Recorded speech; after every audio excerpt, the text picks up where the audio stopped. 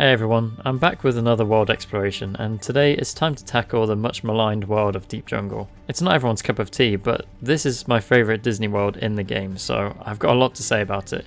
So much so that I previously made a whole video defending it. This one though, it's gonna be just like my other exploration deep dives. Let's start down at base camp and begin the expedition. Alright, let's start this off in the tent. And obviously there's not too much in here, but there's a couple of kind of cool things. You can immediately see, just looking around, all the stuff that you need for exploring. There's a little oil lantern, that's cool. Sign of the times. We got obviously the projector. Whoa, Goofy's always on my face. Okay. Right, there's the projector. Of course, we see the slides, which I talked about in another video, and some boots hanging up on a clock because why not? And there's a map here of Africa. That's pretty cool. Here's Jane just standing here staring at the blank canvas, I guess. I don't know, she's not doing much. Yeah, I mean, I would get pretty bored being here. There's not too much to do. But if we look over here, there's all these books. And if you'll notice, one of them's a little bit weird. It's kind of hard to really get a good view. Like, I can't really move around and I can't move the camera outside of first person. But you can see it says Life of a Ape in Africa. So there's a grammar mistake there. And the other ones, can't tell too much what the other ones, if they say anything or if it's just like blurry, vague writing. Yeah, I don't know if that actually says anything. I can't make anything out, but yeah, I can definitely make out the Life of a Ape one. Oh, it sounds so weird. Life of a Ape. And then here we have, I like how the projector's propped up on one book to raise it a little bit. That's just such a cool little detail. Okay, outside the tent in the actual camp, in the base camp now. And of course this is where you collect the slides and you also do the experiments, and that's a really cool little mechanic you can do. There's the Union flag there. Not really completely accurate, gotta say, but I'll give them a pass on that because it's an old game. I don't know how many people might take notice of certain things. I mean, obviously this is a ton of storage. So much storage, and yet they don't even have like I guess they haven't unboxed all yet. They've not actually set up a proper camp, and Clayton's already died, so that's unfortunate. But there's some more books there, same ones that you saw inside. We jump up to the top here, you see like different shapes. There's a chest, there's like stuff that's just wrapped in paper, I guess. We can climb up this pole, which I think's pretty fun. Always like it when KH1 gives you so many different things to climb and jump on. Things that even don't really need to do, but they're there anyway. And of course you can interact with a bunch of these things to get the notes to the experiment, so that's quite nice. Gramophone here. Oh, can you imagine if you could play it and it made music? Oh, that'd be so good. Here's a mirror that doesn't have a reflection. Spooky. And yeah, more boxes. I have done stuff. Chests of drawers, that sort of thing. And if you see over here the famous reference to Beauty and the Beast, which is in the film as well, of course, so it's not exactly surprising that it's here, but it's still nice that they did fully model it and everything. Oh, there's even some lemon slices on that little dish there. That's kind of nice. Here's the clock, bunch of two-dimensional clothes with some more notes in them. So I was just rifling through these extremely dried clothes to the point where they're 2D. And if you can see over here, behind this barrel, let's just get this out of the way. You can go over there, because then there's a easy way to... Oh, I don't think that's going to work. But yeah, over here is the wine. So there's a mention of alcohol in this game that they slipped in. That's quite funny. Quite sneaky of them. And goodness, they brought the wine on the expedition, huh? But yeah, let's... oh, it actually did work. But of course we can go up here. This is where you get some more slides, a bit of platforming. Pretty simple stuff. Here's a globe, which I talked about before, and I don't know, people took me a bit too literally when I was talking about this, I think, but that's okay. But yeah, it's pretty cool, and I wonder if it actually has, like, does it have labels for, oh yeah, it does, doesn't it? I think I see the Arctic up there. Yeah, so it's, yeah, oh, North Pole, okay, yeah, that's kind of cool. And then, yeah, South Pole down there, that's nice. Here, of course, the experiments. The lab, the little mini lab they've got going. They got that up early, didn't they? I wonder what they're actually meant to be doing here. Sora just used it to turn a potion into 2 ethers. Really cool mechanic, of course. It's one of the classic ones in this game. And we got all sorts of other things. You know, we got, I don't know, just like little particle effects of the beakers, like the condensation coming out of the beakers. It's just pretty cool, isn't it? And of course over here, is that like a, oh, it's a planetarium little thing. Little, is that called a planetarium? You know, the little spinny with the planets go around. And here's the other thing, of course, you make a high potion. And this is really cool. You can open it, cook it, close it again. Oh man, you know, just these little things you can do. That's not just, oh, here's a chest. Here's a chest on the floor you open. You can put it out and everything, you know. I just can't get over how nice that is. Here's a drawing of Tarzan. Very nice. Good work, Jane. Okay, let's go into the bamboo thicket. And yeah, here, of course, there's not much here because it's used as an arena. And of course, in the final mix, the Black Ballade comes here as well. Yeah, I mean, it's good enough for arena. I like that Sabor can jump in and out of the bamboo. That's pretty cool. Otherwise, there's not a lot of detail in this room, obviously. It's just, it is what it is. Might as well move on to the cliff instead. And of course, here in the cliff is the final boss. Quite an interesting arena for a final boss. I need to kill things first. I'll do this. But yeah, like I was saying, this is a very interesting design for a boss arena. Like most boss arenas in Kingdom Hearts are pretty, you know, circular, or they're just quite empty. But this has got all this like terrain you can move about on. You can slide. You can like go across that ledge. Particularly like this sliding. Whee, that's just, you know, it's just a little bit of fun. It's a bit annoying if it happens while you're fighting Stealth Sneak, but it's there. And of course, the middle part was cut in half. You know, there was a big old wall here. You can still see where it was, and revealing that there's more to it. But I do quite like the area, actually. I like that it's got this little platforming element to it. Again, it's just a case where they didn't need to put it in, but they did. I always appreciate that, and it just fits with Cage 1's world design philosophy, which is, you know, platforming everywhere. This is very much a platforming game as well as an action game, which of course the other Kingdom Hearts games never really followed suit, because I think people complained about it back in the day, and probably one of the biggest complaints was this world, which I think is a shame because I love this world. And then up here, where of course originally that you get thrown up here by, what's his name, Kerchak, the gorilla? I think so. I always liked this view, you know, just like the view of the waterfall. I know it's very outdated, and obviously you get better views nowadays and in even later Cage games, but I just thought I like the simplicity of it. I like the kind of wish I could go down and like wish you could like row down there, swim down there. That'd be so cool. But just making you feel like there's a wider world, like this is a big jungle and you're just in this tiny part of it. It's called Deep Jungle after all. But yeah, it's pretty cool, and the fact that you can even see where you can go back behind the waterfall. You see down there, you can see the tunnels that lead behind it. I like that. Oh, you can see where you're going. You can see you're going to end up in there. And then when you're in there, it makes complete sense. And here we are behind the waterfalls. And I just love this area too. Like, I just love the mist coming off of the waterfall. I love the sounds of the water rushing. The ambience, you know.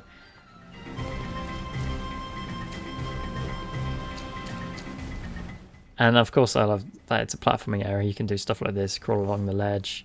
And it's not too difficult, but obviously I've got glide, it makes it easier. And at the start of the game you just have to jump and shimmy and, you know, climb up the ivy, that sort of thing.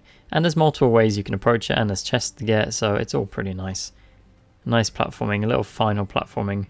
Not challenge, because there's a harder area in this world, which we'll get to. Yeah, so Cavern of Hearts. And I just really like this. You've got the more muffled sound of the waterfalls, which is so cool. You've got this really enclosed, it's nice. I mean, it's a bit weird how the the vines just coming from like a 2D picture and then just pop into existence. But yeah, no, that's 2002 for you. But just the whole vibe is really nice. The secluded feel. I always love secluded feeling areas in games, and well, pretty much in real life as well. Little rays of sun coming through. Of course, the keyhole there, you can still see the outline of it. It's a shame you can't jump. I was hoping you could jump on top of that, but that's okay. Can't really say much more about this area. I just think it's really nice, to be honest. Oh, okay, so yeah, it's a shame you can't. Imagine if you could jump up from like one to the other and there's a chest up there or something. Missed opportunity, man. Alright, here is the infamous area, the Hippo Lagoon. For one, I'll just say I do like the design of it in terms of it just looks nice. It looks really like you're in the deep jungle. And of course, mechanically, you can just climb up here straight away, get to Vines 1, which is probably the easier route when you first come here. Now, platforming here, it's very easy when you have high jump. And I still missed, but it's much easier when you have high jump, you have glide, you know, you don't have to worry about it. You can get over to this one. At the start of the game, when you only have the basic jump, which isn't really that great, then this area has problems, and I'll equip basic jump in a second while I'll unequip high jump and glide and just kind of show that. But I like how there's multiple ways around here, you know. You can go up to here. We can kind of look over. We see the sort of 2D backgrounds they use for the vines area up here as well. But I think it'd be worth me equipping or unequipping my abilities and just seeing how it was to navigate originally, because yeah, it's not all that easy in some ways. So I do understand why people have problems. But let's just have a quick look at this hippo. I just like the model is so Disney. I don't know, it's just kind of funny. It's just the smugness of these hippos. They know they're going to screw you over.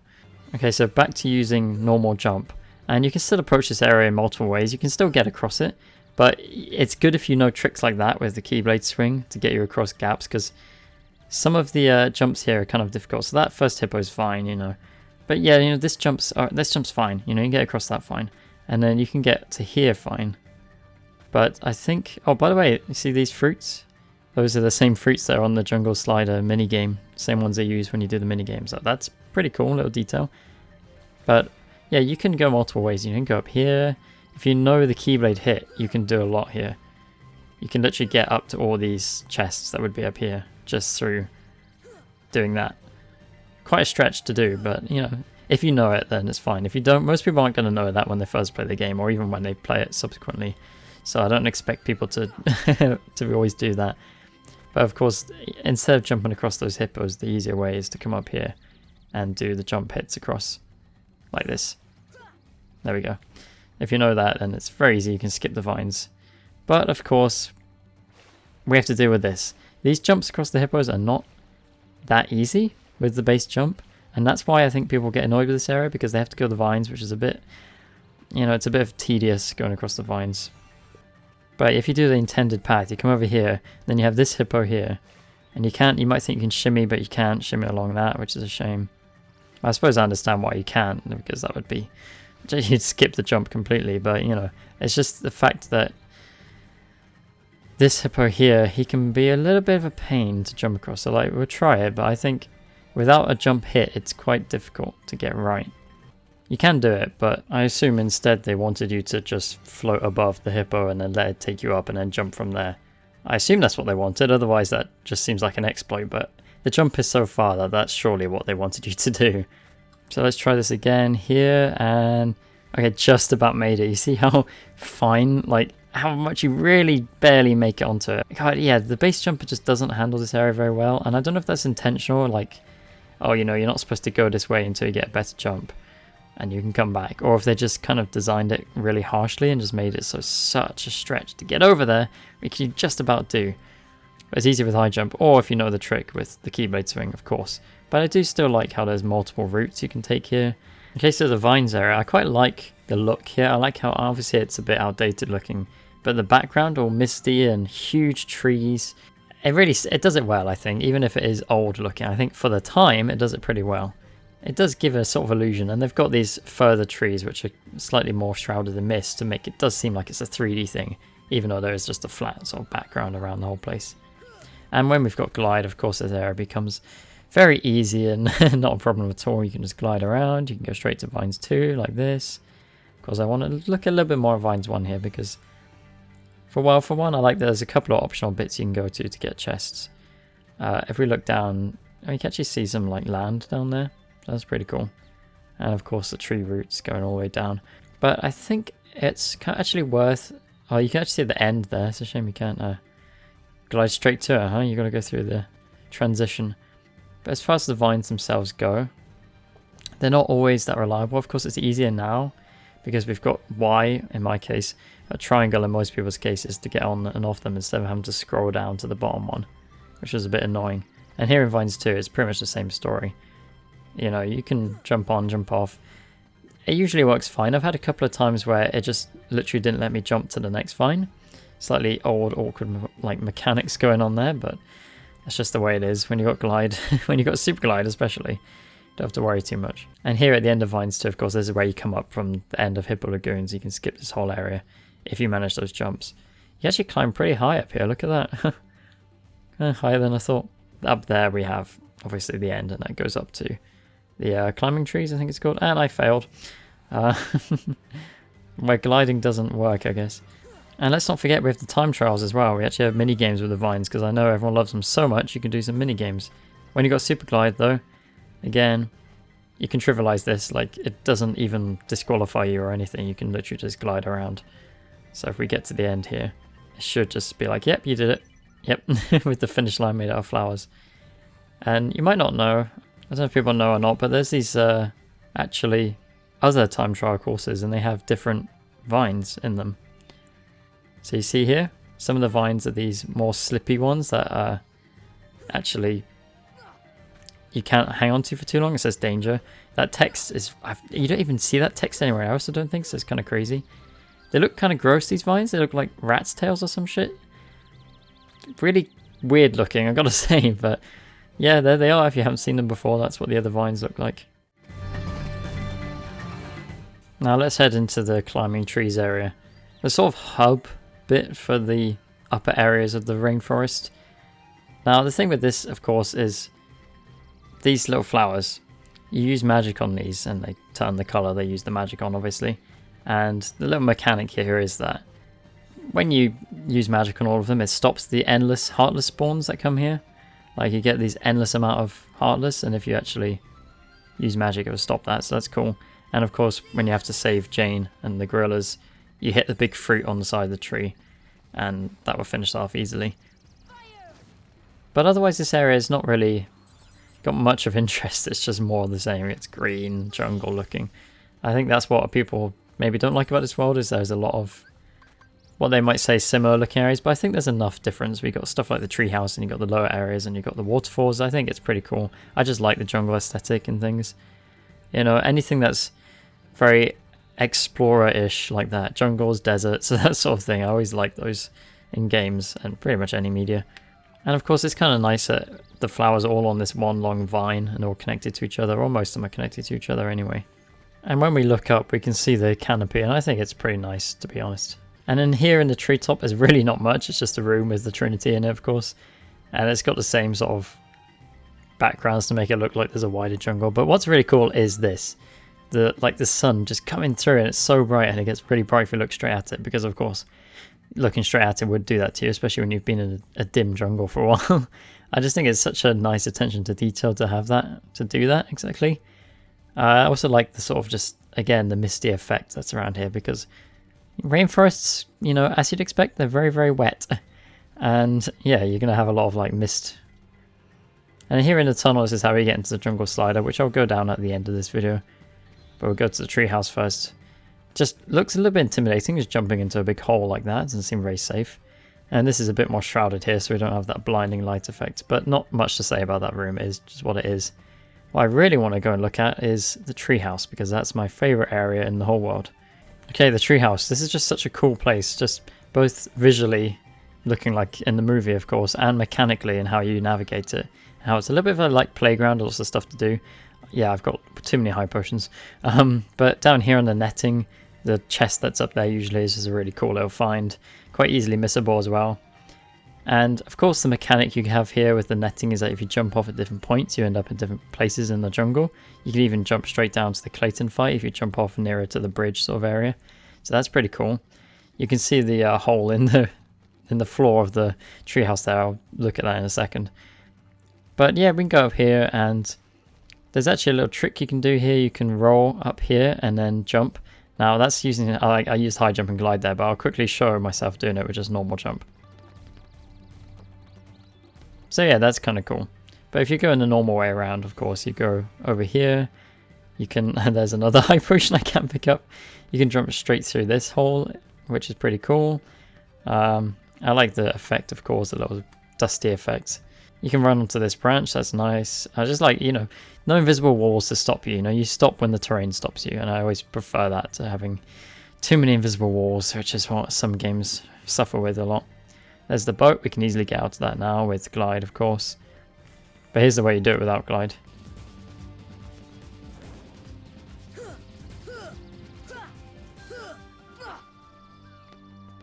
Inside the treehouse proper, you can see the hole that Sabor made when I came up here originally. Talked about that in my KH1 more details video. And there would be more holes, but on this save file, he didn't burst through any more walls, so I don't have any more holes. But there are plenty of holes you can get. And yeah, look, it's all the old details. Like, here's a picture of a couple of people. a little bit spooky, you know, because is that Tarzan's parents? I haven't watched the film in a long time. Actually, I haven't actually seen the whole film all the way through, which I know is shock. It's my favorite world. I haven't seen the film, but yeah. But yeah, I like how nature's reclaiming the place, obviously. But there's a little like benches or like tables set up on there. Like there's a fern growing out of a growing out of a drawer there. All the barrels starting to become overgrown, and just the ruins vibe. Like it's not ancient ruins or anything, but it's this place that has been overtaken by nature. I just really like that vibe, that aesthetic with things. And you can climb up here, of course.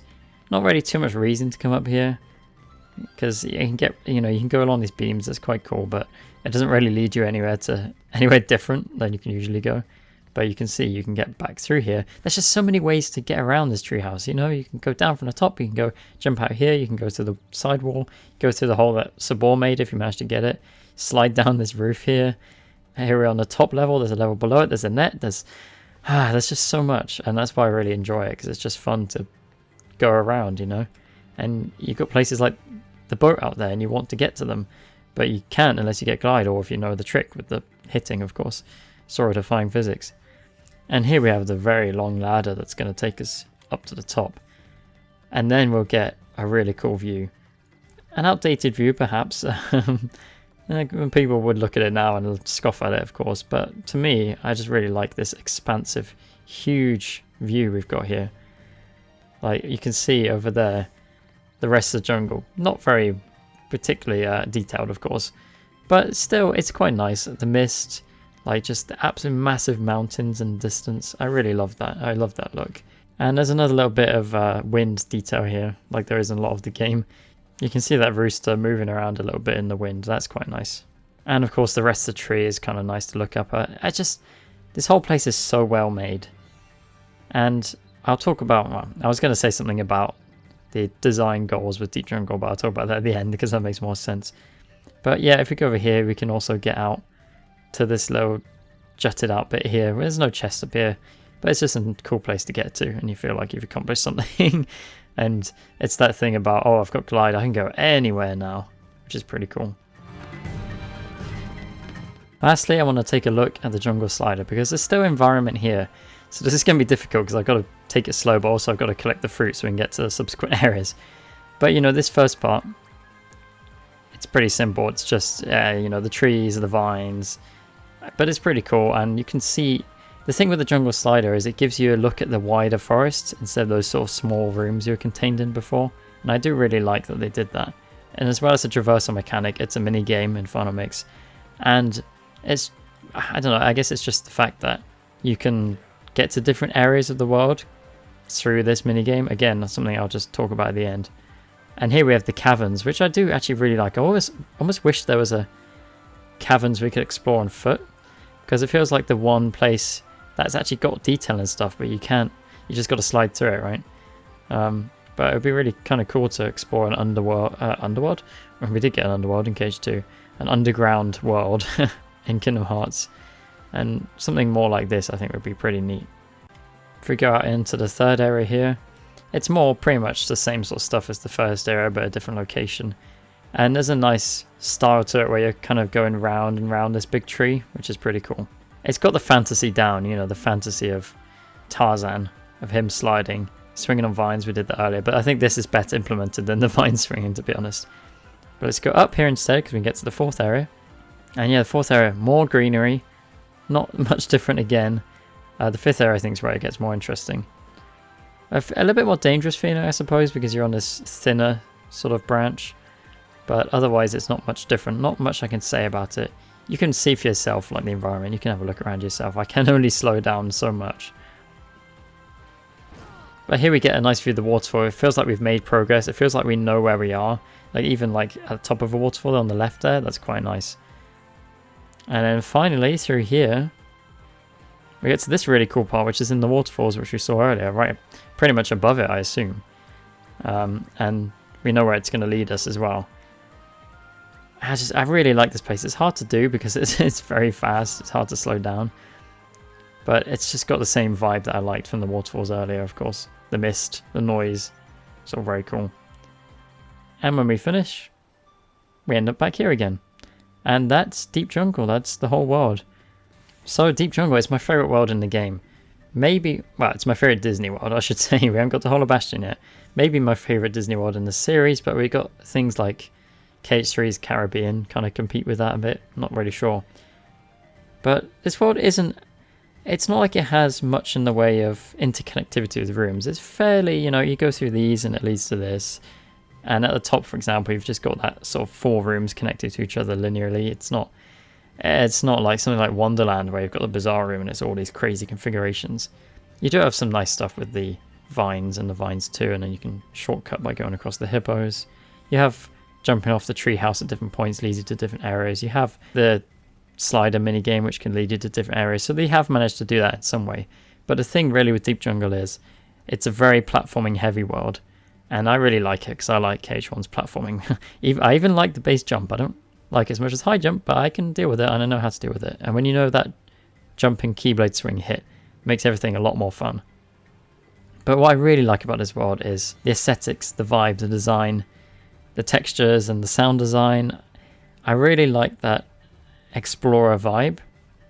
And this world does it better than pretty much any other in the world, really, other than, you know, stuff like Hollow Bastion. Like, you feel like you're just exploring this dense jungle. You're seeing these sights and these natural wonders. That just really, I really like that. I don't know, I can't say it many more ways than I just like it, because I know not everyone does. But to me, it's kind of special. So yeah, that's Deep Jungle and pretty much everything there is to see in it. Of course, as always, if there's something you know about Deep Jungle you'd like to point out, then please feel free to comment it. And next up, I guess I'll be doing not Agrabah, but I'll be doing 100 Acre Wood. Because you do go to Traverse Town after this in-game and you start 100 Acre Wood. So it would make sense to go to 100 Acre Wood because there's actually some interesting details there. But for now, thanks for watching and I'll see you next time.